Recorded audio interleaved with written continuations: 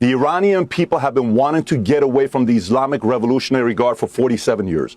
For 47 years, the number one candidate that everybody would talk about that could pull this off is the son of Mohammad Reza Shah Pahlavi, which his name is Reza Pahlavi. Everybody wants him to go back and do it. He's supposed to be the savior.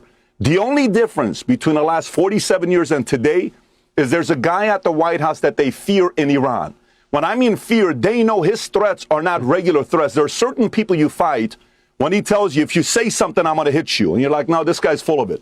When President Trump tells you he's going to do something, he does it. Iranians remember when he took out Qasem Soleimani, and they realized this is not a regular guy to play around with. But here's what I will tell you. Emotions are very high right now, very, very high right now. And people around the world who are Iranians that want to go back and see their country, all of us remember the history of Mohammad Reza Shah Pahlavi, how amazing of a job he did. He gets criticized a lot.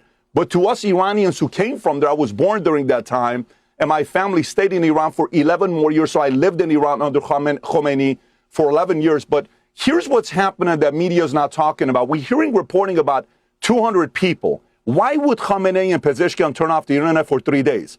The numbers I'm getting is 2,000, 4,000. Doctors, hospitals sending reports saying these numbers are higher than it is. And there's a couple things going on, but I'll pause here. There may be a follow-up question from you guys. Well, one of the things I think is kind of interesting, and I'd be interested if you have noticed this, I feel like many of the outlets, mainstream media outlets, seem to be ignoring this story. Do you see that? And if they are, why are they ignoring the story? It is a complete blackout on the Iranian, politically it goes against what they're doing and what they're standing for. But the reality of it is you got nearly 4,000 people, according to reports that are coming from there. Here's what they're not talking about. This may be the most important thing. They're burning down mosques. Why are you burning down mosques? You see a lot of people holding out signs saying, I'm Persian, but I'm not an Islamist. You hear all these candidates about, hey, I'm going to be able to save Iran. I'm going to be able to do this. And the media not wanting to cover something like this. The most important thing right now is the courageous Iranian people who are on the streets going and doing their part. If we do it right, the combination, remember, sometimes you got to realize God is sometimes does certain things in its own magical way. This is the 47th year of the Islamic revolution that happened under Khomeini.